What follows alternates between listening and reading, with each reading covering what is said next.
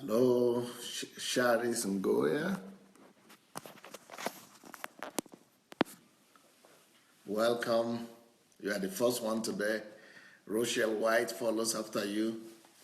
Justin Mayo. Bidemi. Welcome, everyone.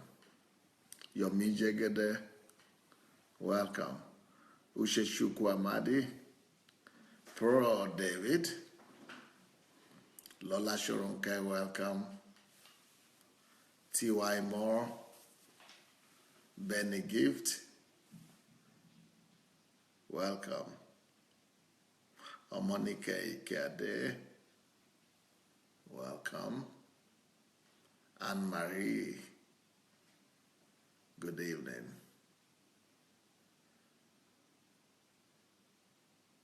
Mayowa, good evening. Akomolafe, good evening. Charles Smith, good evening. Eric Osadolo, evening. Mofelola. Katerina, здравствуйте. Beer in style. Nice to see all of you again. Gladys Nshank, Moso One, Ufo Manigoro, Niyo Lushola, Fumi Jeboda, Esther Ogundipe, Lara Shoronke. Welcome. Terence Abbott. Good evening.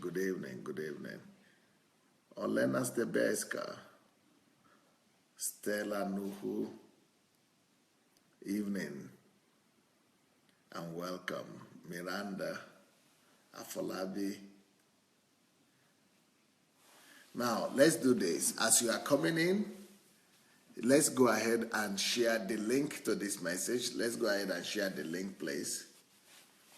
Let's go ahead and share the link to this message, if you don't mind. It's going to be an exciting program. It's going to be an interview program, a testimonial, and a discussion program with one of my visitors that I'm having this week.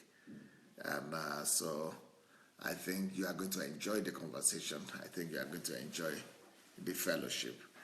And yeah, so if you don't mind, if you have shared the link already, I hope you have. If you have already shared the link, let me introduce to you one of my friend and brother who is also a disciple that has been, it's a family, it's one of our families in this, on this platform. It comes on this platform as well. So he's aware of some of you, he probably knows some of you by name at least, or some of you know him by name. And so there is Pastor Abraham Great from England. What do you call that, your place? Milton Keynes. Milton Keynes in England. Let me introduce you. Pastor Great, tell us about, start by asking you about this daily program that I'm doing. What do you think about it? What's your thinking? I think my first thought about it, first of all, it's a privilege. I'm still a bit nervous about doing this with you, I know. But what I want to say, thank you once again. It's a high responsibility. Yeah, you remember I have to go to toilet twice. But I want to thank you, sir, for giving me this platform and always doing so either in the church or in the house or with the family, upstairs or anywhere, or in the car. But what I've thought about this program, my first thought about this program is that it's a school for me. It's a school. It's a school of knowledge. And it's you mean the daily platform, the daily program every day? The daily program every day is a school. It's an institution of knowledge and wisdom for me. And one of the best way that I could have described it is when I was growing up, we used to watch Feikobo. Like it was a Yoruba program that a king or like a man sits on on a chair or like a throne, and he tells stories, and different people supposedly his children, but they're not just his children, from the whole community. They will come and they will learn and they will ask questions. And growing up in Nigeria, even though I left Nigeria as a teenager, but I see this platform like something like that where people use this to learn. That's how I see the program, sir. I see like a school of knowledge and wisdom. People wonder, where do you get your name from? Abraham Grant. But people will not believe that you are Nigerian. Wow, that's $1 million question, Pastor, as you know. First, I would like to reach out. I know I'm not seeing the screen or anything as yet, but I'd like to reach out to some of the people on the platform, like Nkiruka. I don't know if she's there. Mrs. Nkiruka, like TY Moore. I'm sure she'll be surprised that I've not reached out to her personally, but Sister TY, I know you're there. I know you're there. My great regards to you. I don't know if McDonald is there. Yeah, Anastasia McDonald. Apparently, she lives just 3 streets away from me, and we haven't seen each other in years. And I pray I walk a street sometimes on a daily basis. That's how the UK can be. But my name is actually $1 million question because I was born as Sunday. So we are namesake. Exactly, sir.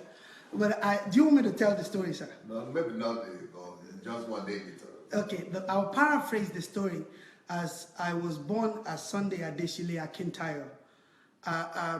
But my father had a colleague when I was born, that he had a Scottish colleague at the time, and he said to his friend that he's just had a boy after 3 girls. And the friend asked him, "What name are you going to give your son?" And he said, "This boy gives me problem." I said, "Why?" He said, "Because he already came with about 7 names from heaven." Why I was born about 10 months or 11 months after my grandfather died, that makes me Babatunde. Okay. My father has just built a house, which he was going to dedicate the same week I was born. So the house was dedicated on a Saturday, housewarming like we do. Mm-hmm. And I was born the Sunday prior to that. So that gives me my middle name now, Adeshile. My mom is from the royal family of Ede. So by that also, she must give me a name like Adebumi. Wow. I was born after the twins, So naturally by that, I am Idowu. Wow. So by the time they looked at everything, I already had like 7 names. And the fact that I was born on a Sunday made me Sunday. So he had that dilemma and was discussing with his friend Jerry. And Jerry said that, "Why don't you call him?" Jerry was a believer too? No, he wasn't a believer. Okay. Just a Scottish man. Just a Scottish man. They were building contractors together at the time. And they were building Festac. And he said to my dad, he says, "So what name? Why not give him something and say, I want to call him Oluwatobi?" So he asked my dad and said, "What is the meaning of Oluwatobi?" So my dad then said, like, God is great. He said, "So why not call him Great?" But the funny thing is, amazing. The funny thing is, by the time my dad was done with the list of names they should give me, there was not enough space, so he didn't put Oluwatobi there. And I won't go into that, but you know my story of how I left Nigeria at 19, and I left university, and I went to Ivory Coast. And you want to greet some of our people who speak French here? Oh, il y a les gens qui parlent français là-bas? Yeah, very. Donc, pour ceux qui parlent français, je vais dire bonjour. Je dis, je suis heureuse d'être ici avec Pastor Sunday pour ce moment. Pastor Sunday, c'est mon père, je ne suis pas son ami. Il avait dit que notre frère, mais il est un peur. What I'm saying is that Pastor Sunday is not. Keep on speaking to them. Yeah. Yeah, but Pastor Sunday is not. Later on you will Okay. Donc je rends grâce à Dieu pour l'opportunité qu'il m'avait présenté d'être avec Pasteur Sunday chaque fois. Je viens ici chaque 2 mois, 3 mois comme ça, parce que pour moi, je cherche que aucun leader au monde qui m'a béni comme Pasteur Sunday. Il a le temps pour moi. Et si je ne l'ai pas appelé, il va m'appeler. Je ne sais pas qu'est-ce qu'il faut dire. Bon, moi, je sais que ça, Pasteur Sunday, c'est un homme de Dieu. Et puis, c'est un homme de sagesse. C'est un homme de révélations. Et puis, c'est un homme de foi. C'est un homme de foi. Donc, je ne sais pas qu'est-ce qu'il faut faire encore, mais bonjour tout le monde. Si vous avez des questions à me poser en français, vous pouvez le dire en anglais. Parce que Sunday il peut lire ça pour moi. Donc comme ça, je peux vous expliquer en français. Grâce à Dieu. Wonderful, wonderful, impressive. Wonderful. Wonderful. Oh wow, nice. You speak French, great. Glory Adeu. You speak French, great. Some of them are saying, I need translation. Wow. Another one say, wow, Pastor, great. It's thumbs up for you. Another one say, oui, bien sûr. Bien sûr. Ouais. Bien sûr. Another one say, oui, bonsoir, Pastor Abraham. You know, another one say, très bien. Another one say, c'est bon. I don't know what that is. Yeah. I love French language. If it was possible, I'd rather speak French than English. Wow. Yeah. At some point, my French was. Merci pour cette petite introduction. Thank you for Très bien introduction. Okay. Yep. Go ahead, please. Okay. Yeah. So that when I left Nigeria in 1997. Because you already got to how you. Good. So we know how you got your name. Great. What about Abraham? Abraham, I think, if you permit me, sir, let me just quickly say that story, how he joined up to me then being called Great. Okay. The second week I got out of Nigeria, I was praying and the Lord led me to the book of Matthew and said I should change my name. And I saw, he said, his name shall be Great. That's reading from the book of Luke about Jesus. And the Lord asked me then what's the meaning of great, and then the meaning of Sunday. Basically, the Lord told me to adopt the name Great. So I went to the pastor of the church then, Winners Chapel, Pastor Ajibade, is now in America. And I said to him, this is what the Lord said to me. And he said, you have to be named on Sunday. We have to do a naming ceremony for you to be called Great. And then I rang my father. My father, although he's a pastor, he's also worked as a civil servant in Nigeria with NITEL. So I called my dad and said, Daddy, the Lord told me to change my name, and I would like you to help me to do deed poll. I forgot what it's called in Nigeria, but change of name, and they have to put it on the national newspaper for the embassy to change the name on my passport. And my father started crying on the phone. For me, to see my dad crying is like, what? My father was actually sobbing on the phone. He said, who told you your name is Great? I said, God spoke to me. He said, yeah, I know you said God told you to leave Nigeria. He said, but who told you your name is Great? I said, God told me. So I didn't understand why he was crying, but he said he would send me something, that when I receive it, I should call him. So he sent me a Bible. His Bible, big Bible that he had in the 70s. At the back of his Bible, he had written the name Great. But he wrote on it, it's a pity I didn't know you asked me this question, I would have brought some.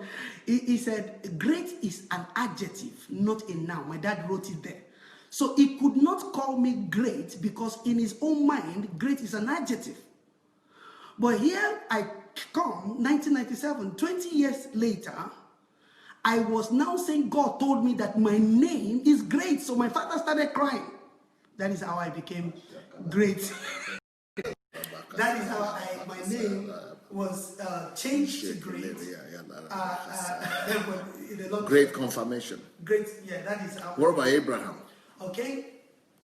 2003. So what I did from 1997 was I made my surname Great Akintayo because I love my family so much. I love my dad so much, and you know why, sir. So I didn't want to leave Akintayo out of my name. So I remained Sunday. So some people on this platform that probably know me, especially from secondary school or first year in university, will know me as Sunday Akintayo. But after 1997, what I was carrying, like T.Y. Moore, anyone out there again, they might know me as Sunday Great Akintayo. So people call me Great Akintayo. But in 2003, I was about to go to Nigeria to get married. And I was praying in Auburn with my friend, then Shegun Tojola. And as we were praying in Auburn in London, I heard God said to me, I did not call you to be the greatest of the Akintayos. I'm starting a new lineage with you. So at this point, before you get married, I will want you to be you and be great. Oh, so in that, I look at myself, I said, great. How can somebody just be great alone? So I called my wife to be, Queen now, in Nigeria. I said, I'm coming for us to marry. Would you rather be Mrs. Great or would you rather be Mrs. Great Akintayo? Okay. So she said to me, oh, if the opportunity presents, why not be Mrs. Great? That was it for me. I went to the lawyers in Dagenham and I did another change of name. So I adopted my Bible name, which is English, which is Abraham.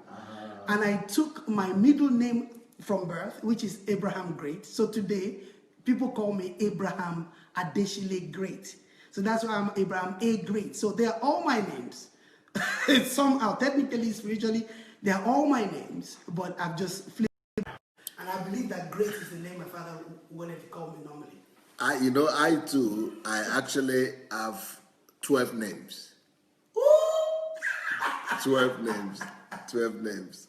Wow. Yeah, so wow. So I understand you. So now let's come back to this our platform. This week we are talking about men and men being real men. And men and fathers, actually talking about men but fathers more. But before we begin to talk about fathers, what would you say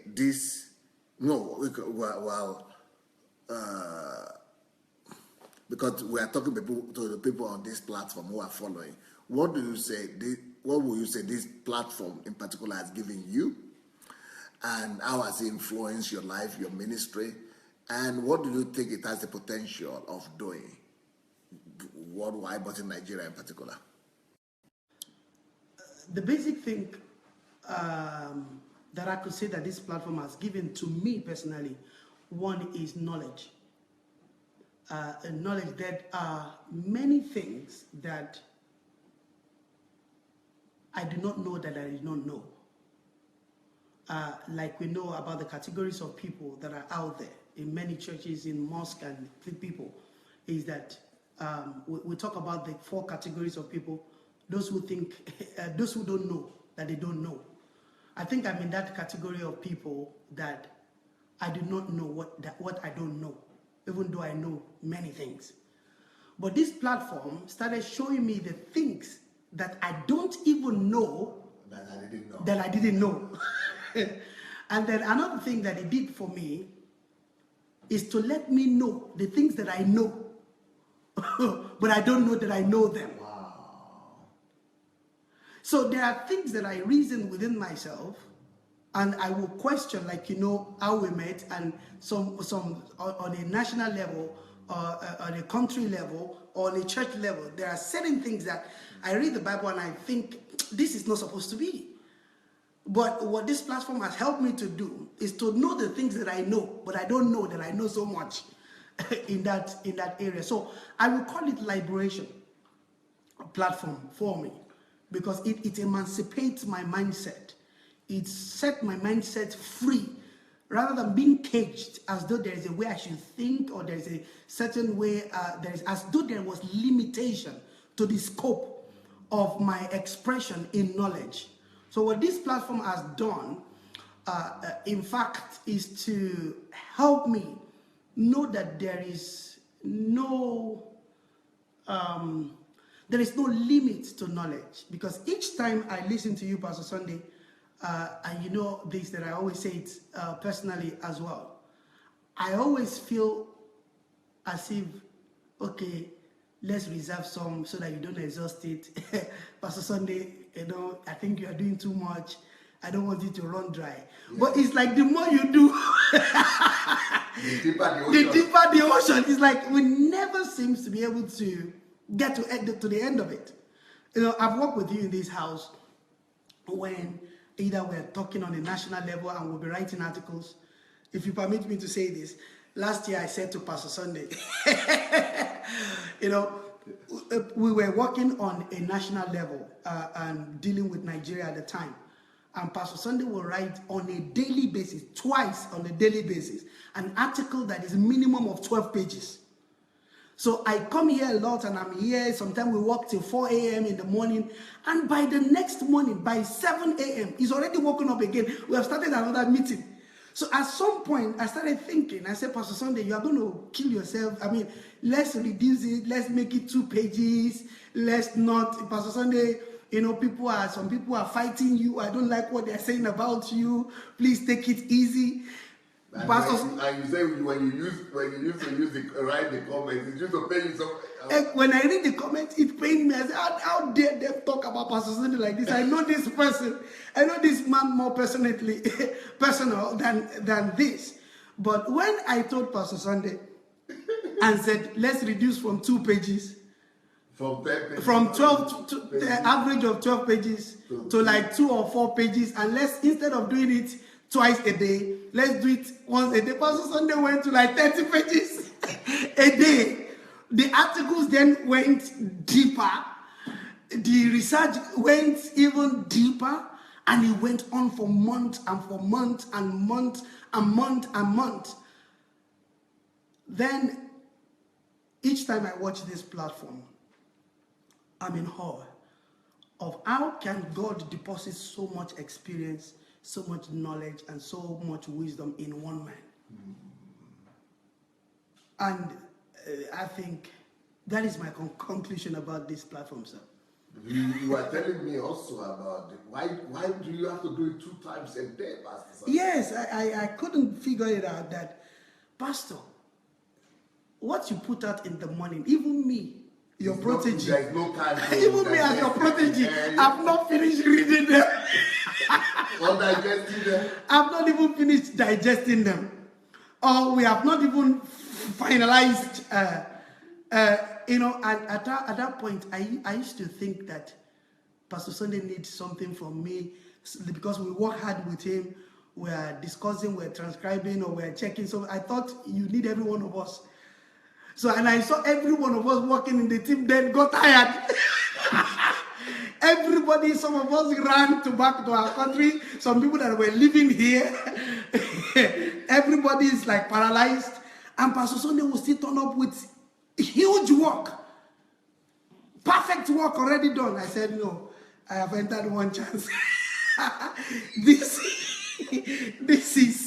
This man is incredible. And you know, I reported you to, or I told one of Nigerian leaders, a real man of God, a real top man of God in Nigeria. I sat down with him and I was describing my experience with Pastor Sunday. And the man said, no. He said, if you try to, he said, if you try to copy that kind of a man, you will kill yourself. He said to me, Pastor Sunday has what he called mercurious energy. 2 words, mercurious and another. He gave me another word. It's on my notebook. If you remember, he wrote it down for me. I brought his writing. One is mercurious. Yes, sir. I think one is mercurious. He gave me 2 words. You have to explain to them what that means. Mercurius energy. How do I explain the word again? It's a mercurius energy. It's a rare form of energy that is possessed by only a very few people on the planet, that makes them to have the capacity to do what other people cannot do, or to walk the way other people cannot walk, or to reason the way other people cannot reason. Mercurius energy. So it gave me another word, but I think I have to check my notes because he wrote it for me and I got you to speak with him as well here. But since that time, I made up my mind that as a leader that Pastor Sunday is to me, I would never want to run with you. I would rather want to learn with you. So I'm not envying you in such a way that, oh, I must do what Pastor Sunday is doing. I must be like Pastor Sunday. If I try to do it, I already know that I will kill myself. What is unusual, because you know a lot of ministers, top ministers as well, and you work with many of them. Like you know, sir, I compared you to just one of them because I know him so well and he's a father to me in the Lord. And I see him work very hard and I can see the reason why he's so successful. And like you, he got so many people to work and to work exceptionally the way other people would not work normally. And this is why he's still one of the #1 people leading in Africa, if not the #1 person leading in Africa. But I think the difference that, do you want me to talk about difference or why? No, just, what is impressing you? What do you see that that you are taking, or that, could bless other people? Okay, one of the things that I see that first of all attracts me is your accessibility. How accessible Pastor Sunday is. I could never forget the first day I met Pastor Sunday.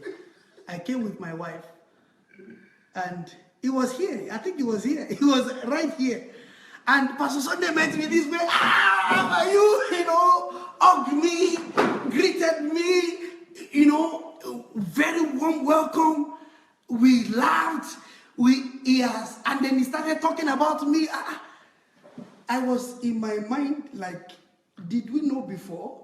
Has Pastor Sunday seen me in the dream before? I know we've exchanged email. But I went to do research. Exactly. But I don't think we have even ever spoke on the phone before. And then from then we went on talking for days, every moment. I cannot understand how accessible. And then the next thing that I know is that I'm already doing so much with you. I can be in your house, in your room, or your children are with me in my house. Or I have never seen a leader that is as open and accessible as you have been. And then I realized that it's not just me, because other people also come here with the same story. With the same, right in my eyes. And since, as I've been coming here often, and I realized that you treat everybody almost exactly the same way. There are no special people. Wow. Everybody receives the same. And I that is one value that I try to imbibe, I learn from. And if there be any other one is, there's something that I came across from you, which is what I'm still learning.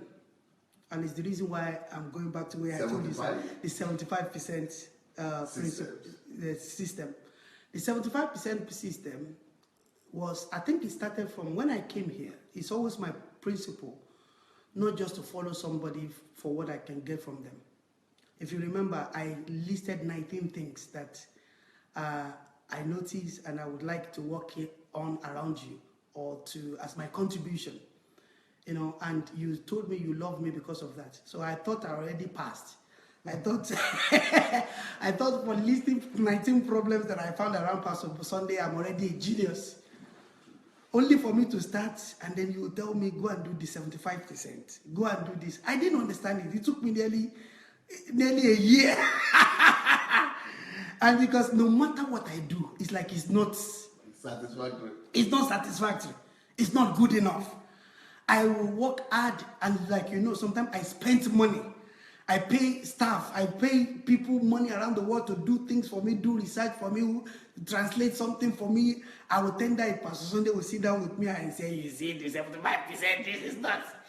But when we eventually got there on a particular project, I saw the difference and I knew that this is how I have lived my life. Not knowing, I have great ideas, but I lack sufficient details that will scale it through. And I realized that there are many people out there who are brilliant, like you described me, who are fantastic, who have great ideas, who even started something, but do not have the detail, the algorithm, the system, enough details. Meeting you make my own business plans now, even though I write business plans of 49 pages or whatever, it makes it look like they are just synopsis or executive summary. I remember writing you, I wrote Pastor Sunday a business plan, an executive summary. In all my years of business, that is sufficient for anybody out there, any world. Anyway, even for presidents. I send them down, they say, hey, great. You are great. You are great. This is fantastic. But when I send it to Pastor Sunday, Pastor Sunday said to me, no. This is there. There's nothing here. I'm like, there's nothing here.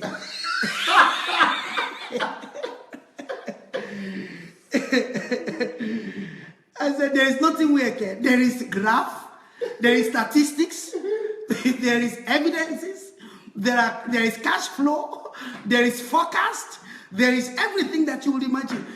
And then by the Pastor Sunday start flooring me. At that point, I'm sure people will want to know what I did. I switched off my Skype.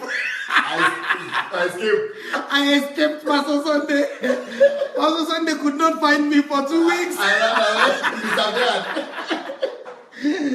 I ran away. I switched off my internet, my phone. I was not just disconnecting from Pastor Sunday. I disconnected from the world. Because everything that I've done, I've spent money. I've paid people. This was last year, I believe. Yeah. I've done things with my wife and I have worked hard editing stuff. And then only for me to deliver it and it's not good enough. I said, what kind of a man is this? What kind of a man is this? But then some people are saying, Pastor Great now laughs and gestures like Pastor Sunday. That's the way it goes. The same spirit they are saying. Wow. But I think one thing you did to help me was to now start sending people to me, like the guy in Birmingham or other people who have worked with you or who are working with you. Yeah, even Igor. Igor came to live with me for like 6 months. And they were in my house, in my office every day, and we started working together. Then I began to say, wow. Like after then, you know that normally I have the proclivity to talk. Yeah. After then, you notice that my language changed. Every time you are speaking, I'm saying, listening. Pastor Sunday will say to me, Pastor Great, you are not talking. You are just saying, But explain to them why. The reason is, I came assuming I know. But I realized that I know little. I know, but I know little. I came thinking that I am brilliant. And I think Pastor Sunday accentuated my brilliancy. I think one of the things that you did that astounded me, Pastor Sunday, was the fact that that day when in the church, you took me in front of the whole church and you said that I'm one of the people that have followed you the right way the most, or you like the right way, on that you like my spirit. But you did that thing at the back of just rebuking me in the house or telling me that something is not sufficient. And you said you will spend the rest of your life working with people like Abraham Great. So that make me know that you appreciate me, you saw something in me, but that it was not good enough. Yeah, not minding the correction. Not minding the correction. And the other thing that I noticed was when you met me, you saw so many things and ideas that I have. And you said to me, why am I not a millionaire?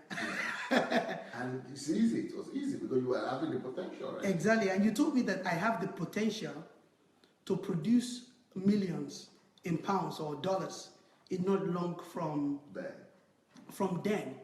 But not only that, you started working with me to make sure that come to pass. We started working on it on a daily basis, doing business opportunities and many things, and I am extremely grateful for that because yeah, you said you never had that kind of, you're not used to men of God giving ordinary people opportunities like that. Well, let me say it this way, that we have been taught how to be great. We have been taught how to do well. But what we have not had is the kind of way that you have gone, where you go personal, where like in the case of where you want me, for example, you said you want me to become a millionaire or you want me to produce millions because you believe I have potential for it, was that on the business dealings, you didn't just leave them with me. On the several businesses that are even my own, you will get involved with me, you will call me, we'll speak in the middle of the night, we will speak an average of 4 hours a day. Even when anything succeeds or fails, we still talk about, you help me when I'm down because a deal did not go through or something did not happen. You will be the first person to call me on Skype and wake me up and say, I can see your emotion is down. That is how life is. That what have you, start again, go after it again. I will see that when I travel, either whatever. Let me quickly say this as a way of digression. I have always had this picture. My wife may be watching. When I met my wife, I said to her, God told me I would dine with presidents. I will sit down with kings. I will sit down. I will be a government advisor. I will be this. I always believed those things as a prophecy. But it was when I met you that they become reality. Yeah, and you are taught also to actualize them rather than just believe them. I was just professing them, confessing them, saying them. But in this case, you make me see the opportunities that are before me. And in less than 6 months of meeting Pastor Sunday, everything changed. I was already shaking hands with the president of my country, or President Obi. I was already sleeping in the same house with the vice president. Millions of dollar deals. I was already in millions of dollar deals. I was already speaking directly with the vice president in the same house. I was already taking pictures with presidents of our own country, from Africa, with the president of South Africa. I was already in America. I was already in the U.S. Senate, in the Congress. I look at myself. I said, "What have I become?" I said, "What have I become?" And you are the same person. It's the same person. It's the same thing. Only that you are believing, trusting God that God will do it. Exactly. Without knowing that you actually has the power and the potential to do it yourself, to bring everything to pass in your own life. Conversion. Exactly. So I started converting, and then it was you that taught me the principle. That is how now I can now write presidents of nations. I can now contact, I can challenge things that people don't even know that I'm doing that. Billionaires as your clients. Exactly, and having now, Pastor Sunday, the funny thing about it before is that I was the one going to billionaires and millionaires before. Looking for them. But now, people come to me. They come to me. Big men, you speak to some of them. I used to have a dream that before I am certain age, I want to have 5 billionaires as my friends. I'm not even that age yet. I'll be next year. And you're already there. I'm already there. I'm not just a friend with them. For some of them, we are business partners. We are directors together in businesses. The table has turned. Exactly. So I might not be there and before that same age. You want to, you'll be in your own millions, like you have said, because you're already in the millions project. Exactly. So, the ability for me to start taking the steps that are pertinent to the fulfillment of my dreams, to move, to build structures, to build things. I must confess that I'm still struggling. But like the demand here is high. Like when the day Pastor Sunday, you called me sometime this year and you told me you have changed a lot. Now I know you are going to succeed so much. In fact, I'm so confident. I can see it. I said, so what did you see in me before that make you think I'm not there? He said, I can see it in your face. I can see you have changed the way you talk, the way you reason, the way you respond. And you were speaking in tongue, you were thanking God that, oh yes, you are there. And I just want to thank God for meeting you, Pastor Sunday. I don't know what more, how I can say it. You know? Somebody is saying here, as a man thinketh, so you will become. So because you are thinking like this, so that's why you are becoming like that. I said, no, that's exactly the way you used to think before. That's correct. I used to think as a man thinketh. I now realize from you, Pastor Sunday, it's not just to think. Because if it has to do with thinking, I am bigger than my thought. In my mind, I am very big. I'm very powerful in my thinking. But it's not enough. But there are many people who went to the grave with their thought. And this is why what I shared with you about the 7 seal are very important, because many people actually have great thoughts. And what happens is when you begin to think big, and you begin to think the right thought, but if your thinking lacks action, you will end up in frustration. After a while, you get to a certain age, you start thinking, maybe the principles of thinking are not good enough principles. Because you have thought all the thought that you need to think, but you have not done all the things that you need to do. Yeah. So thinking and acting is not even in parity. They are not even 50-50. You need to convert whatever you are thinking. Conversion is larger than thinking. Thinking is the initiation. Is in science what we call activation energy. It is thinking that activates, that creates the euphoria, that creates the eureka moment. That is when the idea is birthed. That is when the picture of what you want to do or become is birthed. But thinking must be translated, first of all, into writing. Documentation.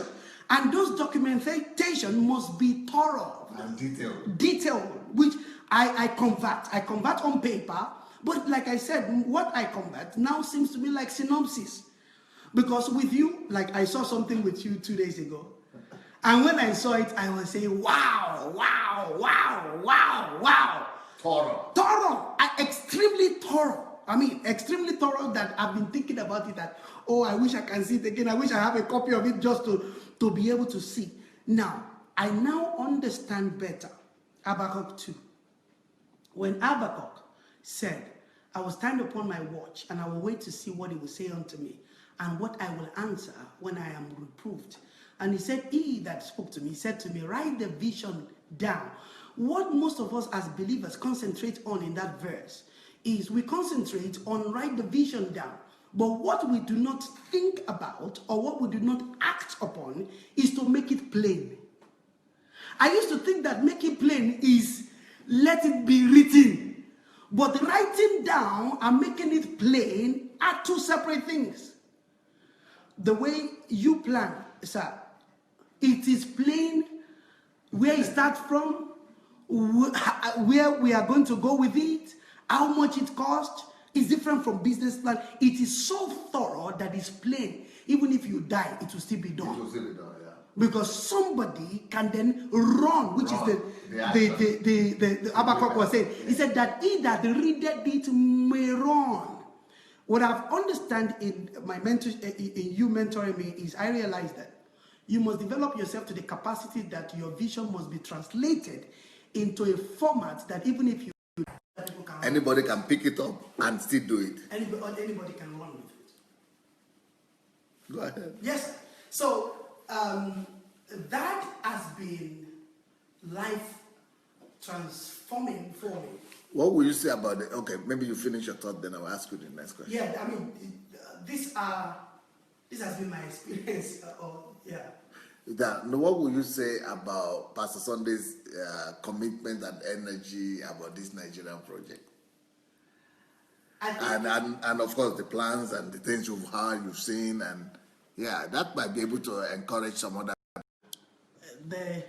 I personally am flabbergasted and overgasted. You know the way I flip it around. So normally people are either flabbergasted or they are overwhelmed. So I flip it the other way around, which is I am flabbergasted and overgasted. I'm flabbergasted because either since I've been here now, is it 3 or 4 days now, third day or so, I see you are, no matter the discussion you are talking, yes, it is on this Nigerian project. Yeah, every document around you is on this Nigerian project. And first, I think your focus is a challenge. Because I didn't know that there are other things that you are doing. I know about some other business dealings. But I've not seen you mention any of them. I've not seen you do any other thing. But almost every time I'm coming around here right now, yesterday we spent about 8 to 10 hours together. The 98% of that time was on this Nigerian thing. Yeah. So I'm somehow challenged by your accuracy, and maybe you explain to me the difference between accuracy and precision, because I think we can be accurate and not precise. And I understand the reason why you attain your goals, because you are always precise. And you know, I can see your desk. There is no any other thing. The only book I can see here, this Nigeria, only God can save Nigeria. So I can thoroughly say that Nigeria is on your mind, and I have no doubt, because I think I was there the first time God revealed to you that you should go to Nigeria. I think I'm one of the first people that you shared it with on earth. And from that time to now, I know other big projects that were running on here. In fact, there was a program we launched last year here that was supposed to be big, to challenge Facebook and everything. And I'm saying you've gone quiet because God has spoken that you should go to Nigeria. So I am, I don't know what more to say, Pastor, but that's a great challenge for me. Yeah. So because people say, sometimes people used to say, you talk about this thing a lot, and are you not afraid? How are you? People are challenged. Are you not afraid? There is problem there. There is insecurity there. There is armed robbers there, or there's challenging. The churches will come against you. This will come. Those are concerns of people. Why will you leave everything you have built here? How will you leave everything and go there? You know, and all these problems there. What would you say to those kind of people knowing who Pastor Sunday is? Well, I will first of all confess to say that I share the sentiment of some of those people sometimes myself, especially because I go to Nigeria often, and I know the challenges that are there, and that people can use their mouths to even kill a vision. But I take solace in the fact that I've now known you so well, that you have dealt with a bigger and worse system than Nigeria. Yeah. And I've seen what you have done in this country and the impact that you have made here. So it gives me enough confidence to know that most of the fears of people will be dissipated by the time you get on ground. Because I know, I know that, first of all, I saw that you have insulated yourself, or should I say isolated yourself away from critics. It is people outside that know more of what people are doing about you or saying about you than yourself. I remember when I used to read something about you, and there is a particular story that is online, or people are saying about you, and because I know the situation and I know it's not like that. In fact, I know the genesis of the whole thing since it was unveiling last year. I know the individuals involved. I got mad, I was angry, I was calling you I was checking on you 2 a.m. to be sure you are sleeping. And you I'll told be me, comforting you. and you were the one comforting me. I said, my friend, go to sleep. You don't let what other people saying to bother you. Just continue doing what you. And there's one thing you always tell me then. He said, you know one thing about the truth. Truth will outlast lies. Just leave it, just watch. Truth will come out in the end. Truth will prevail. Go and sleep. Don't worry about me. And then the next morning you have started the next program. So I said, Pastor, are you not even aware that they just published something? He said, you are the one. He said, I don't even read it. I don't even know about it. That is a very, very wonderful quality that I learned from. Well, just where are the stories? Where are the people? Where everybody is dead? Everything disappeared. Everything, yeah, and now I look at it 1 year after, I look at it just like you have said. Where are the naysayers? Where are the people? Where are, some of them, you remember some of them even traveled to come and meet me. And then at the end of the day, I realized, I said, where are they today? Then I realized that God has given you to me and to many people out there for me to know how to cope with my future. That I always believe in this statement that great future attracts greater. Okay. I always know it as a principle that great future attracts greater distraction. But it was like what you think in your mind, like the guy was saying before. Exactly. It's one thing to know it in the head. I have been close to greatness, to great men of God. And I remember one of them, my father. One day I was walking on the street. I went to Nigeria and I read in the newspaper that he impregnated a whatever. And that story is not true. But it was in the news. It was front page of newspaper. Only for it to be read. In Nigeria? This is Sunday, but it's somebody else.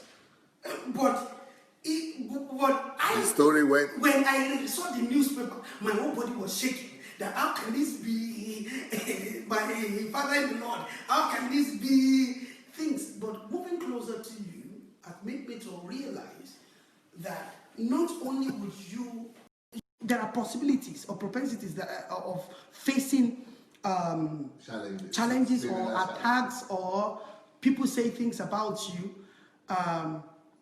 But I have now learned the power of how to deal with them. And I've also known that I use your life to study this, to realize that a lot of the time, how can somebody, here's my question to God, how can somebody be so much of a blessing? Like I told you about somebody today, I asked somebody 3 questions, which I'll preserve on this platform. But after the person answered me yes on those 3 platforms, I said to them that they must be evil to speak against you. Because I do not, if it's the same God that I know, that has used somebody to the degree at which he has used you, or used other men of God, some of which people are pulling down, and he has used them so greatly, so wonderfully, and even if something went wrong and they did something wrong, to now believe that that same God will forget all the 99% of the things that they have done, and because of the 3% of the things that went wrong in their organization or around them, they should be pulled down, then it explains to me why will unbelievers want to follow that kind of a God? Why will somebody want to follow that God? But what we see in Christianity, in Islam, in Hinduism, in every religion out there, is that people elevate leaders. We lift them up so high. We have such a pedestal for our leaders that they become infallible. We don't want them to fall. We don't expect them to fall. We don't want our husband to fall. We don't want our wife to fail. They must not make mistake. They must not do anything wrong. What we are doing then is that we are creating perfection of men when even their creator is not expecting them to be perfect. It's not that you could never have said something wrong, or maybe you sacked somebody and the person is reacting, or you did something that is not supposed to. In retrospect, maybe everybody is fallible. Everybody is fallible, but then and no man is perfect. But the people out there then become judgmental, and a lot of the cases, people are myopic in their mind. They will believe what they have read, even when they do not know the person. Like in your case, I followed you to court. I've been in the courtroom. I know everything. And even when I don't understand what they are saying, I have brought somebody beside me so that Pastor Sunday is not lying to me. Please tell me what they are saying. And I realized I've seen the other day, I saw somebody came, an elderly man come to fight with the media, just fighting for you. That drop this case. You want to kill this man. You guys are liars. And yet, there are people out there who will believe that these things are real, these things are true. In fact, somebody called me from Nigeria. You know, that's your mentor that you mentioned. Oh, I was going to travel, but I read something that I'm discouraged. I'm not going to go again. I said, that's to your own parent. It's you that lose what it is. And I made a covenant with you, like, you know, that is when I accentuated that I must be here. Sometimes I just come here only just for us to pray together, for you to strengthen me, or for just for me. I said, so Pastor Sunday, I'm coming just to see your face, just to be with you. Because I believe that in life, there are 3 people, or there are people that you need always in your life. That I learned from a great person. He spoke about the first set of people you need in your life is their comrades. Comrades. People who believe in you. People who are for you. People that no matter what you become, no matter what you do, no matter what you did not do, no matter what have you, they will ever, forever believe in you. And this is who I've seen you be for me, and this is what I choose to be with you. Then he spoke about the second set of people who are your constituents. These people don't believe in you, but they believe in what you believe. So they are not there really for you, but they are there for the project Nigerian transformation. Oh, we love Nigeria. You know, we love Nigeria. We want Nigeria. We want transformation, but they do not believe your person. As a matter of fact, they are believing your enemy in some ways. They are, I think the first one should be I forgot how to name it, but the first class of people are the people that believe in you. The second set are the people that believe in what you believe. And the third realm are the comrades. These people, they don't believe in you. They don't believe in what you believe in, but they are against what you are against. So these ones, they will fight common battle with you. But they are neither into you, neither are they into what they do. So when the battle is over, they are no more in your life. And what I've seen you being, and like I said of my father in the Lord also, is to be there for people. I've seen you see people in court, people in trouble, people with police, and you will be restless until they are out of the predicament that they are. And I think I salute that. I salute that. So that gives me the confidence to know that if you choose to go to Nigeria, I have no doubt anymore that Nigeria is going to be transformed. You helped us release my first book about Nigeria with Pastor Benga. Benga in America. Yes, Pastor Benga. Show me.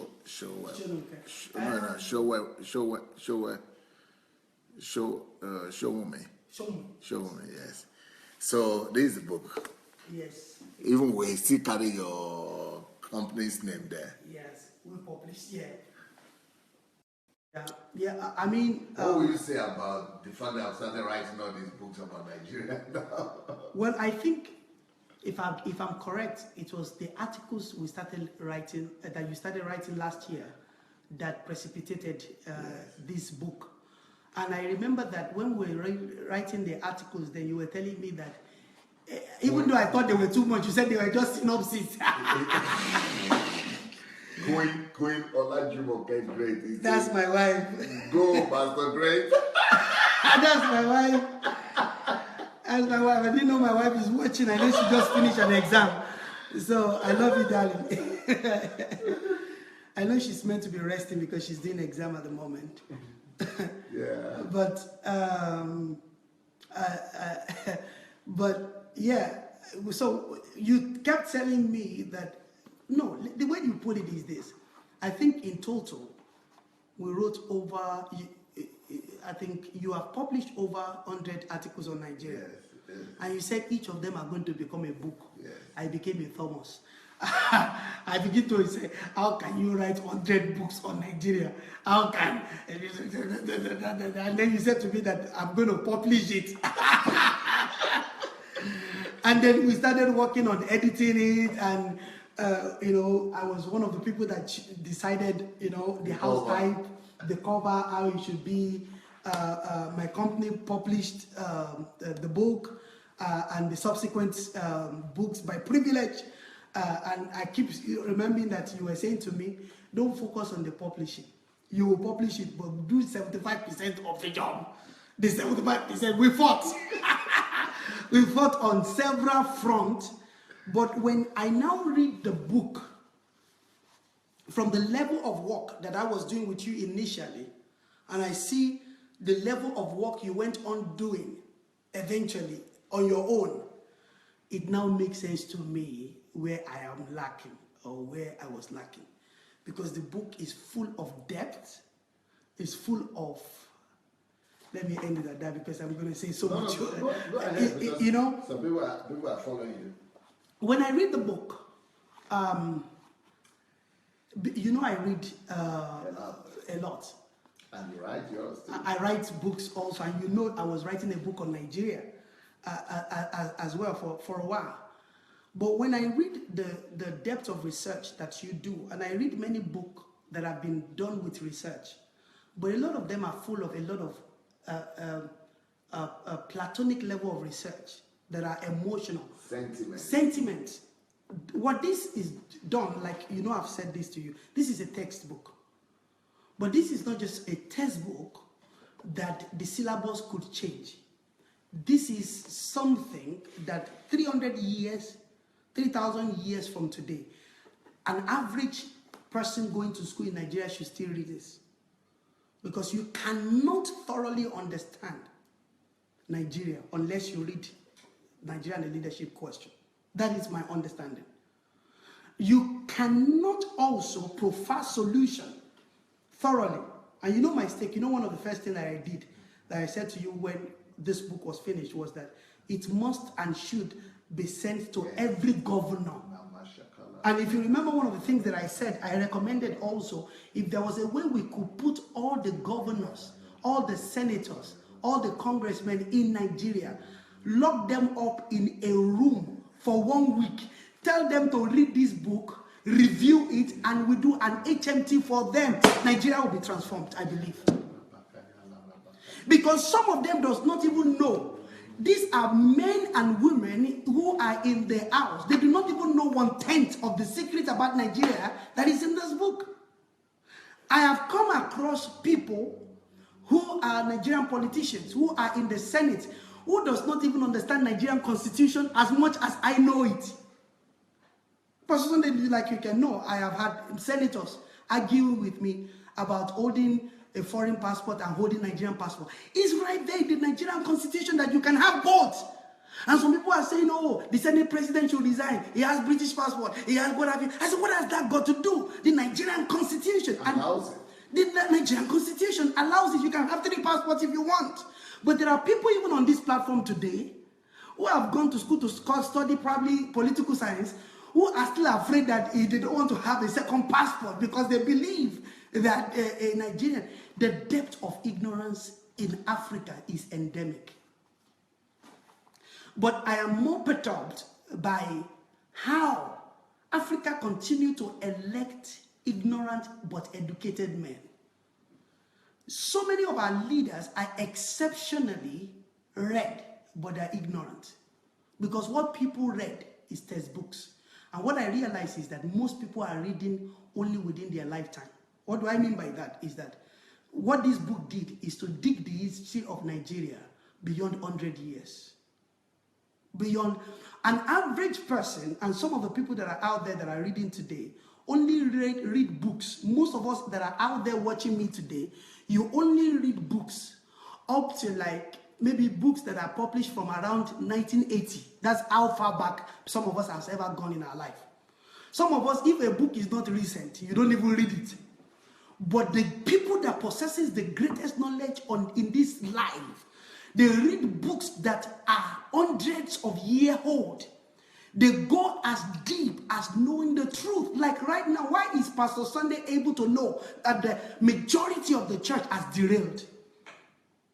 Pastor Sunday, the reason why I could stand with you on this is, one of the first projects I took from you was your book that is still not published, Becoming European. Or how could I interpret it in English? Becoming civilized. I think civility is one of the biggest disease. So that book will be needed in Nigeria? That book will be needed. I still think. How to become civilized? How to become civilized. Because I worked on that book. And I think that book eventually might become 2 times this book. It's voluminous. 3 times this book. Yeah, it's so voluminous. Yes, it's about 600 pages. Exactly. And even my staff who was working on it here, like, the lady that worked with me here, she said to me, and you know that she was not for you before. She was not somebody that supports you before, because she's Ukrainian. I told you her comment. In fact, I had to bring her here. I told you her comment of reading and translating the book for me. She said, if the man that wrote this book is truly the man that I've been hearing about, then we have known the wrong thing about Sunday Adelaja in Ukraine. I think that book should be published in English, Pastor Sunday. How to become civilized. How to become civilized. Because civility is one of the greatest diseases of Africans. We are not civilized, and we did not realize many things, which is the things that you are taking to Nigeria or you are taking to Africa, that many people are so much in the captivity of religion, albeit mosque or church or whatever, that we are not emancipated at all. We are so locked up that we believe in Christianity, but we do not even know how the Christianity was before those who were Christian brought the Christianity to us. And if I could say this, that we are Africans, we rely so much on revelation. Oh, that is deep. Spiritual. That is powerful. Revelation. Or revelation. Or Rojabo. This is so powerful. But at the end of the day, I said something to my wife. I believe it was today or yesterday. Is that I have a problem with when I see something is being taught in churches. But somebody has been in that church for 30 years. But they have not experienced that teaching. So eventually they are made to see as though they are not doing enough of the things that they are supposed to be doing in the teaching. However, what I saw that is lacking is that people are taught and they are doing what they are said to do, but they are not doing other things that is civilized for them to be doing in order for them to get the results that they should be getting. So when people are told that go forth and break through, but you are doing nothing, you are taking no step. I've gotten to a point right now that even me myself, I know that by the grace of God, it is inevitable. Nobody in my generation can ever be poor again. But I could not be that assertive two years ago, because you were saying the same thing 2 years ago. I was saying the same thing 5 years ago. I've been tithing all my life. I've been saving all my life, but I've not been working as hard as I'm now working. Conversion. And I'm converting. The kind of steps that I take, they're scary. And if there's something that I could say about that also is that last year something happened to me in part of my visit to you. You said something to me. I don't know if I should say this, but I say it. If you permit me, sir. You said something to me. I came to you urgently, and you told me that I don't have to come, but I can come if I want to come. And you told me on the phone that your life is in danger, if you remember, sir. And we had evidence that some people could physically harm you or attack you personally. But that was actually the time I then choose to come. And I said, I'm going to come anyway. And you said, okay, good. If you want to come, but this is evidence that we have. something, and after I came and I went back, something happened to me, and I realized that I'm also going to go back and I will be ready to die for everything I believe in. The willingness for me to go as far as ready to die for my purpose. Before then, I was only willing to live for my purpose. For my purpose. But I realized that your purpose should be so sure, and you should work hard enough that even if you die, fulfill your purpose, you would have been fulfilled in life. and the idea, if you are not ready to die for what you believe, if you are not ready to die for your purpose, you are really deceiving yourself. That's correct. You are not ready to pay the price, you are not ready to go all the way, and you are not ready to change your world.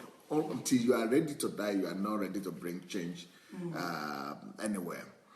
Wow.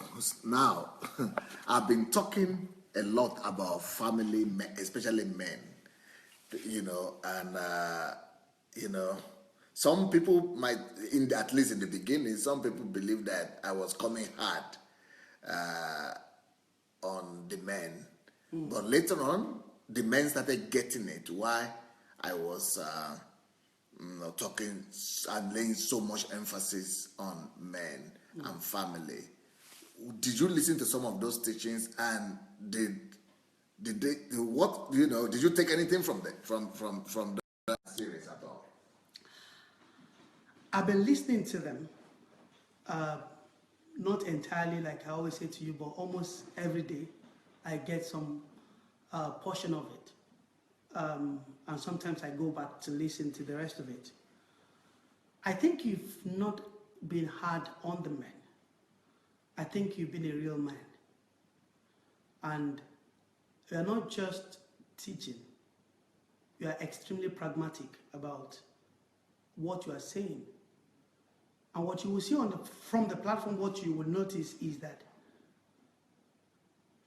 both men and women alike are receptive of what you are saying.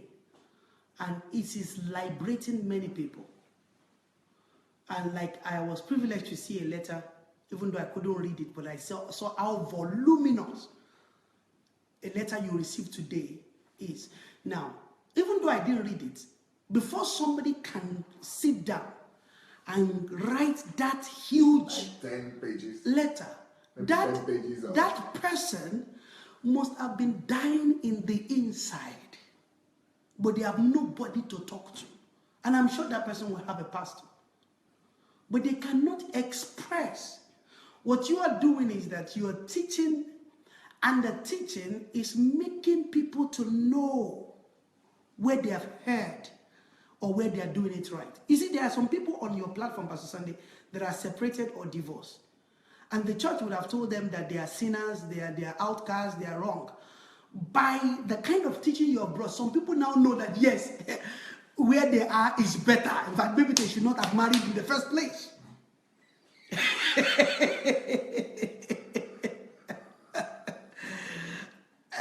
Some people would now, you brought freedom into some people's life to now know that, yeah. Oh, so I was doing it right in the first place.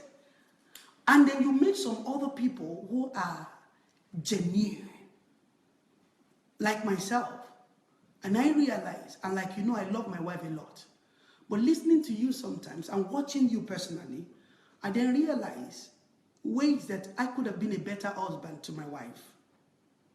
Ways that... There was a day you called me now and said that something, you are going to surprise your wife or something like that. Exactly. I said, I'm going to change. I'm going to see my wife differently. I'm going to make my wife know. Something happened to me that day, because that teaching transformed my life. It transformed my way of seeing a woman. It transformed, I don't know how best to articulate this, but your platform, I'm not sure you can find 2 or 3 people on the planet Earth that will say the way you have said it. Now, there would or could be people who have said a few things that you said, but not enough thing to take one subject visit it, keep digging deep into it, bringing out the old thing. Anybody who goes through this family series that is committed to listening to this teaching series will have a transformed life. Even if they just decide to carry out 40% of what you have taught, they will end up having outstanding life, having outstanding marriage. If they choose not to have marriage, they will end up becoming powerful, they will be fulfilled, they will be happy.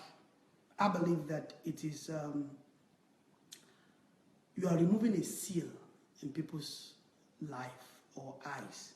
You are helping people to see what they need to see. You know. What would you say,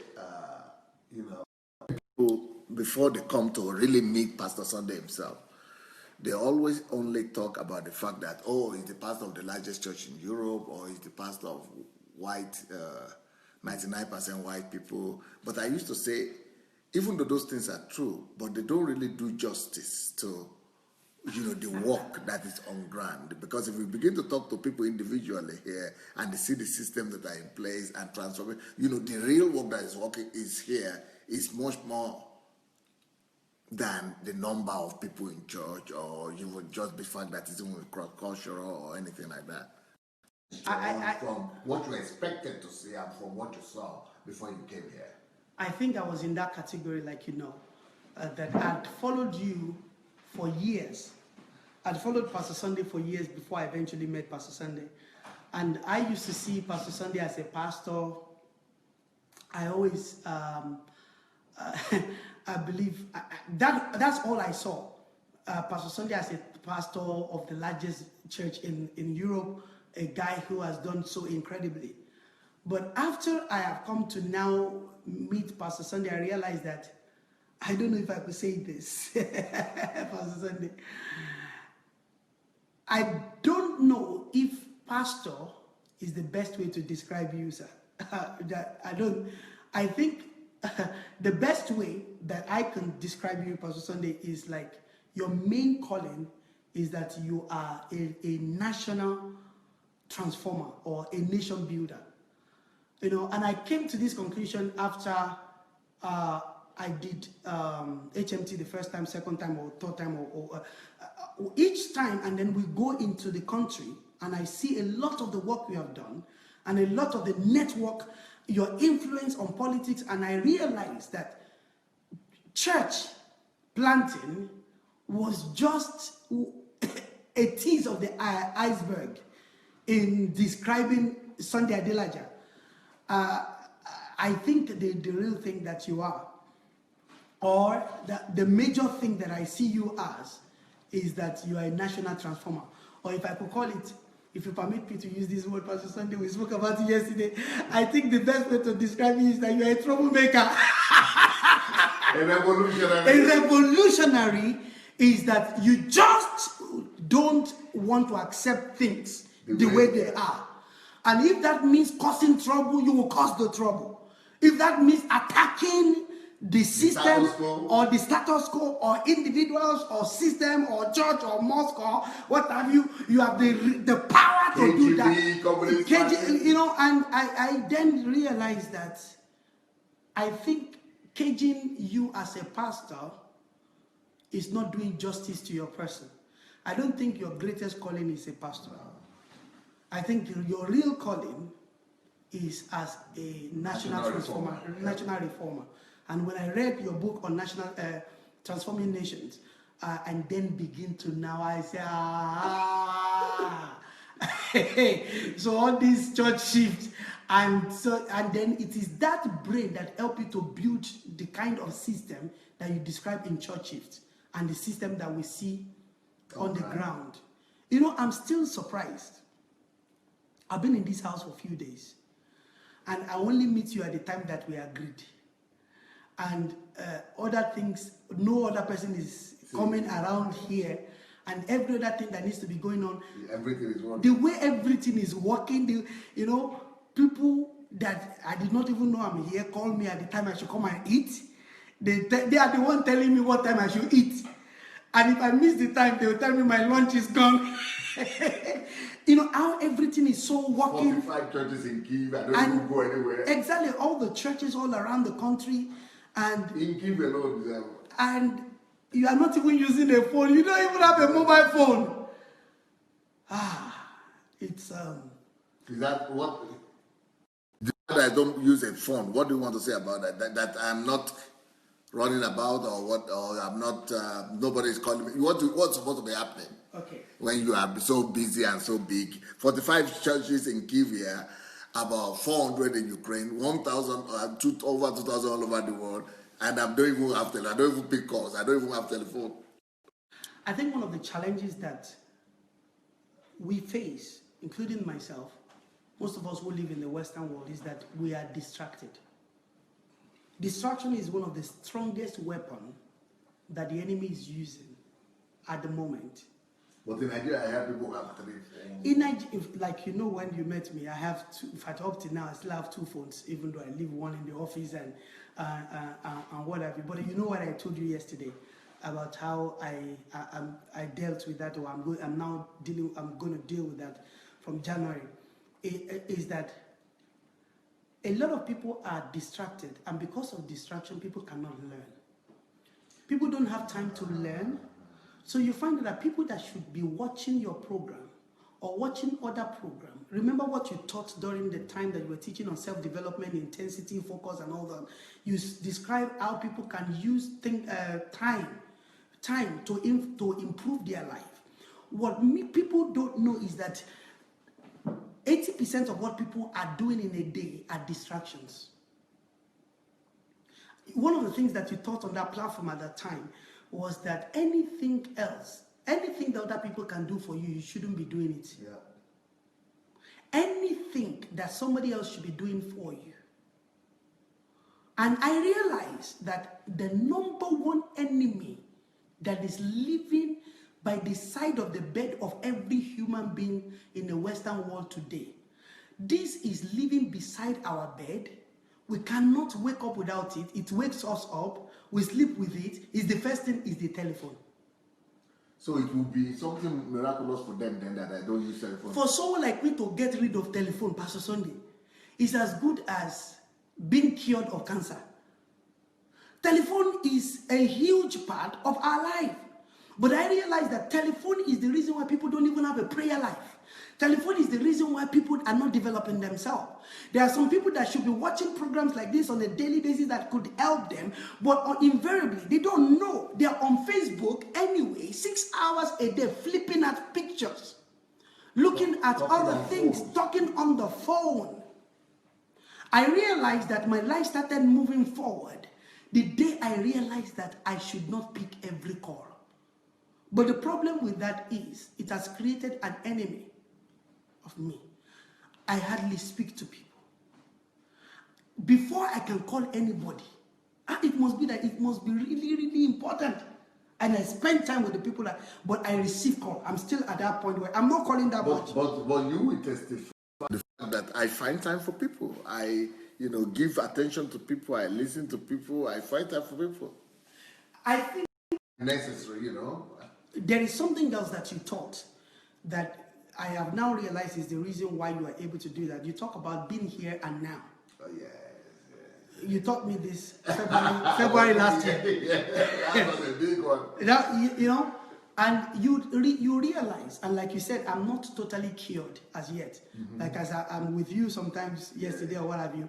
You didn't mention it, but I know I'm still somewhat distracted, with my businesses, with things, with telephone, with this and that. But I'm doing everything possible, cutting away from... So it's not what people operate in that here and now? No, people don't operate in here and now.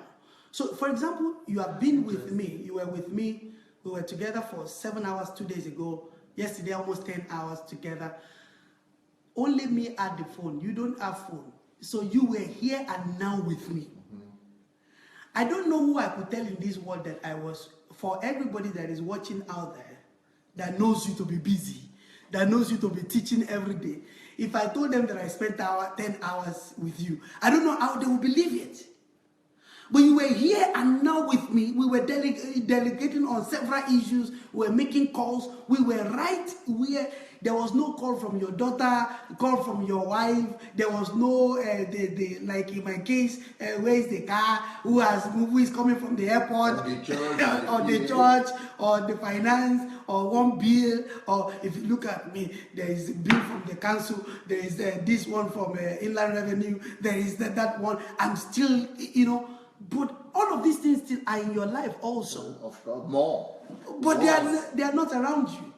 Guess who else I studied this from, Pastor Sunday? I read the autobiography of Henry Ford some times ago. And I realized that this principle I found around you. Henry Ford was asked that does he have a problem? And he said he doesn't have a problem. He doesn't have any problem at all. They then said to him, he's lying. How could he be saying that he doesn't have a problem at all? He said, because I employed a problem manager. He said, every problem in my life, every bill, everything stopped at his desk. The only thing he sends to me is the solution. That is how I see you. Because nothing, we have been here again for about 5 hours together. There is no news, there is no email, there is nothing that has come in between us. Because other people are dealing with it. Everything. I wish I can structure my life that I can be that. My wife, what about my wife? My wife takes her home. You see, she is even more organized than me sometimes. Things, I think. I think if you want me to talk about Pastor Bosse, I will cause trouble. Because I've never seen a woman that organized in my life. I used to think that... Because people are asking me that I should invite her to come and do the program with me sometimes, or to come and be, but they don't know that she's very structured. She's so organized that she needs to plan that maybe for 3 months or 6 months ahead. And she needs to, she would not just, like, I will not even be bold enough to go and just... I'm not stupid. I know how things are supposed to be done. Exactly. So I know that if she has not made provision for that, I'm even more ashamed of even going to say, tell her like that. So tell her them a little. I think yesterday I got a message a few hours before that Pastor Bosse wanted to see me at a specific time. I made sure that I was there 1 minute before because I know Pastor Bosse. Pastor Bosse came. We've been relating and all that. But a few times that Pastor Bosse has come around me, especially the first time she came into our house, Pastor Bosse turned everything in my house upside down. Before I knew, the sitting room was changed. The beds in almost every room, 5 bedroom, the sitting rooms, the study, in the kitchen, everybody was walking upside down. This should be here, that should be here. But that is not, it's not just organizing the house with Pastor Sunday. The one that is there is that. That's the only one you had. No, the one that is thrilling is we will have to go somewhere on a daily basis. And I will be, I live in England, I can calculate the... Pastor Bosse will want us to live like 2 hours of error ahead. So if we were supposed to, I will make a car available, but maybe I've not told them yet. Maybe they were not ready, or I've not told them where they will get fuel, or I did something. Pastor Bosse will be, he will be disorganized. How can you be like this? I'm like, where you are going is 2 o'clock. This is 8 in the morning. It takes 1.5 hours for Pastor Bosse. That appointment of that day is the major thing of the day. It is, you should wake up planning it. You should let her know what time they will buy fuel, what time they will drive, who is it that is going to bring, who need ruler, who need pencil, who need, everything must be meticulous. Everything must be meticulous. It's not that, okay, we are going to have devotion. Yesterday we have devotion at 7 a.m. Today we have the devotion at 9 a.m. For Pastor Sunday, it must not be like that. For Pastor Bosse, it must be, everything must be structured and static. And precise. And so precise. Precision. Precision. everything must be on point, organized. There was another case. I think I was supposed to pick somebody at the airport, or maybe was it Pastor Basse? I was supposed to send somebody to pick, and the particular airport, all for the past 10 years, when I go to Luton Airport, I don't like that airport, I must confess. Because I believe it's not good enough airport for the kind of money they charge. So what I do is that, because it's so close to my house, it's only 30 minutes, maximum 30-minute drive. So what I do is that I let the person land. I don't tell them. I will let the person land before I move, so that we're not just paying rubbish parking at the place. So I will calculate that the person will spend like 30 minutes on a queue to come out. But in this case, I miscalculated. The flight arrived earlier, and Pastor Bose was there. But I learned a big lesson. From now, I do better than that. Because Pastor Bose schooled me, showed me, it does not matter the cost. Your reputation is more important. You create impression by how people deal with you. You have to, whoever you are sending there should be at that airport. And she asked me a question. Can you see, you come to Ukraine a lot. Has anybody ever been there to pick you late? And each year now, I come here at least 6 times. Before I come out of the immigration, somebody is there waiting for me. He said, you don't know what is costing them. Well, they are there anyway. That changed my life. That I wish I can become a lot more better. We have improved a lot on that. But we're working at it. You know? I heard that she was also either organizing people to go shopping in your house or do things ahead or put the fridge or something like that. Yes. That's what Igor's wife was telling me. Exactly. That you don't just go to shop when you need it or chaotic. Exactly. Like that's to be done a week and everything. Exactly.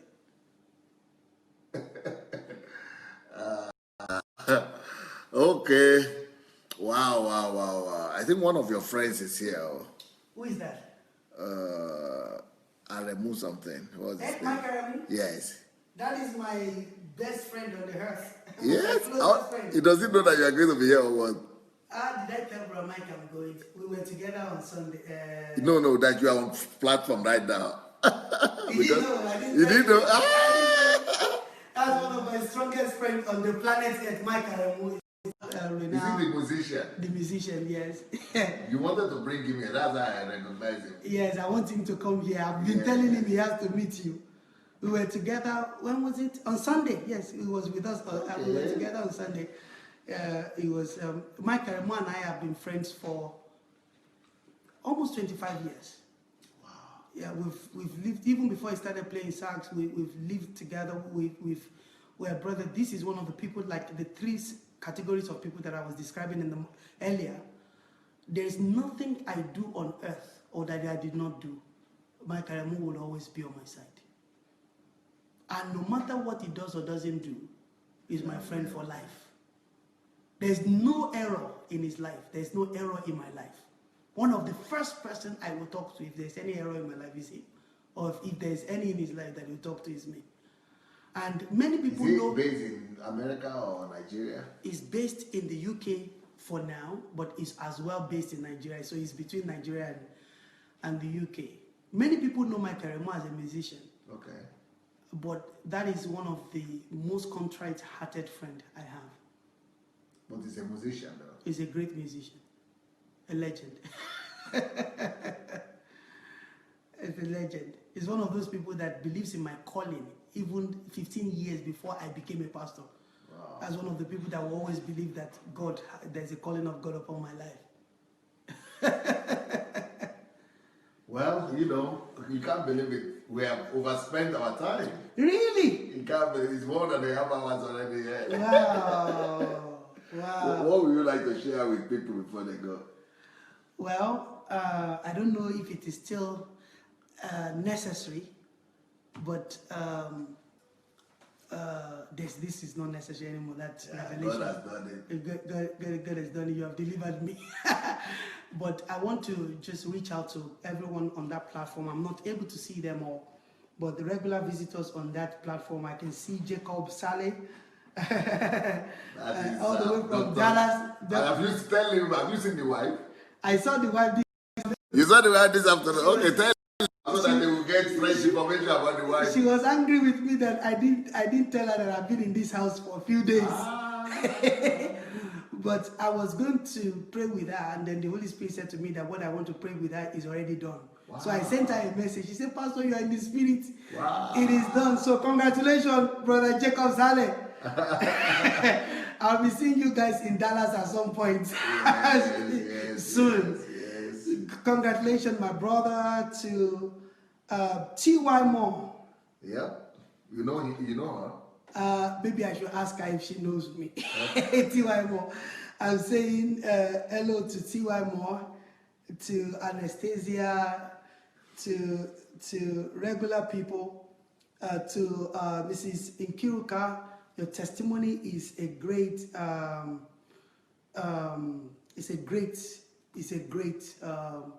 I heard your testimony. That is whose? Nkiruka, Mrs. Nkiru, sorry, Nkiru Ushibadi, yeah. During HMT. Yeah. That was extremely touching. That was motivating. I send out a salute to you. But to Anastasia, to everybody that is out there, Janet, John, I can see names like Oluwatoyin Ade, Abide, me, Paul. But if there's a way I can just summarize it all, is that everyone on this platform should never for the rest. What about if anybody wants to contact you? If anybody wants to contact me, I think the best way to find me is on Facebook. Okay. On Facebook, I have my personal page is Abraham A. Great, but my fan page is the one that I think people can join mainly or like, which is Abraham Great Official. Or Abraham Great Official. I think that is, I don't know if that is correct, but if people from my office are watching, you can put a link of my fan page. I don't know it myself, but I'm sure there will be one or two people from... Well, is it not your name? Yes, my name is Abraham Great Official. Okay. Or on my website. My website is down, I think, up till maybe this Friday. My Facebook is good. My Facebook is good, yeah. AbrahamGreat.com, Abraham Great Official is my fan page. My Twitter page is... Abraham.com, that would be a website. That's my website, okay. Yeah. But my Facebook is Abraham A. Great. You look for Abraham A. Great. Mm-hmm. My Twitter, I'm on Twitter as well, active on Twitter as Abraham Great. I noticed that after I started doing this, my live program, you also, I think maybe you learn one or two things from that, or maybe not, but you I noticed that you have also started doing a lot of live programs. Would you like to talk? Oh, yes. But can I quickly ask this, sir? Yes. I want to ask Toyi Moore, if it's the same Toyi Moore that I think I know, if she knows me. Okay. That's she's Sister hearing Toyi Moore. you. I hope she's hearing. But I think it's the same Sister Toyi Moore. The one you knew is from where? We were together in a particular church. Because she's a praise and worship leader. That should be the same Toyi Moore that I think I know, but I want to know if she knows me first. Then maybe that will, because I check her status. And your name is the same. My name is always been, yes, okay. Abraham Great. She knows as Great. I've only been known in the last 20 years. Only anybody that knows me like the last 20 years will only know Great. Okay. So you asked me a question, sir. Yes, because I noticed that it's like you pick up one or two things with the idea of live broadcast. You are one of the few people that have really maximized that idea. After me, you have really done a lot of, you are doing a lot of things on Facebook, yes, especially with live broadcasts. I mean, that you stirred my passion to release my potential. And one of the first things that I started doing was, like, God spoke to me about this, to start I pray in the spirit 6 a.m. every weekday. And this is something that I struggled with to do publicly, because normally people will read from the Bible that when you are praying in tongue, you edify yourself. But as you now know me very well, sir, the strongest thing in my life is the fact that my life is ordered by the Lord. So, but I heard that, so I take a cue from you, and I started that broadcast, and I've had all kinds of testimonies.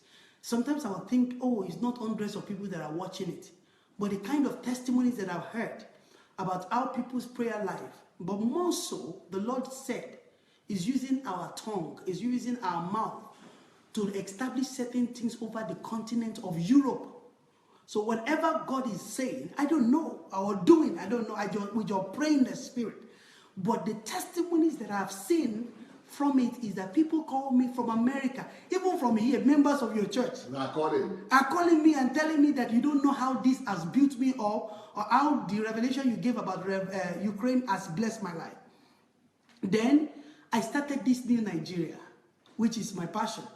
And that one I started on Tuesdays, live broadcast. And I'm surprised. Pastor Sunday, you know one thing? One of the topics that I did on this new Nigeria, the first one that I did was, one of the ones that I did was on Nigerian passport. And I was challenging the reason why the Nigerian passport is scarce. And like you always do, I got all my facts right. I was with the embassy, I was the head with the embassies, I called a few embassies, and I interviewed most of the top people there. And I saw that a lot of Nigerians started writing me personal emails, sending me messages of how they're trying to get their Nigerian passport in Germany, in Australia, in Canada, how it's been a pain this year particularly to renew. For some period, it has been easy. But I realized that how that topic was huge. I realized that those who were in Nigeria don't understand, because they could still get passports easy. You didn't even know it was a problem like this. You just followed the leading of the Spirit. Exactly. So I then went, during the period, I went to Nigerian Embassy in London. And I see that for the last few months, they've not been able to produce the passport. They don't have booklet. So I asked them, I said, why? They told me why. And I make it a subject. But Pastor Sunday, do you know the testimony there is that? Myself and somebody, one of the top people in the immigration department, we then decided to do something about it and write the authorities, sir, in Nigeria, as at last week, a bill has now been put forward in front of the president to increase Nigerian passport to 10-year tenure. Yeah, I saw it tweeting somewhere. Yes, we instigated that. So Nigerian passport is now, from what I'm hearing, the president is going to approve it, and Nigerian passport will now be, instead of having 5 years on your Nigerian passport, some of us that don't need Nigerian passport, we don't understand what other people are going through. Some people cannot even work in the country they live in. But there are so much bottlenecks around Nigerian passport. So I pick on issues, and I see that this is blessing many people. I do Achievers Forum, but you know, sometimes I get tired of them. And I look at Pastor Sunday, the one you have started, you have never tired. I said, no, I have to wake up again and do the next one. But you have. But your home was not every day. No, I can't. How can I do everything, Pastor Sunday? You remember that I've been advised that I will kill myself? I don't have that kind of energy. So I do the prayer one. I do the prayer one Monday to Friday. I do the Disney Nigeria on once a week. I do Achievers Forum twice a week. But I remember somebody working with me when I told him I was doing timetable, and I said we're going to do this in Nigeria every day. He said, sir, we can't do it. We don't have the capacity. We cannot. He said, sir, you're going to. You don't have that time. There's no way with all these businesses around you. And I realized that I have a problem in my hand. I have businesses and I have things that it almost seems as though I cannot live or cannot live without me. And that is why what I explained to you yesterday, I'm restructuring my life in such a way that my business are different from me. And I can live my real purpose. While others... Just like everything is functioning. Exactly. I have millions of deals going on. You don't even know. Exactly. And I like the fact that I'm privileged to know some of the things that you're working on in terms of businesses and projects and how huge they are. You know me, last year we were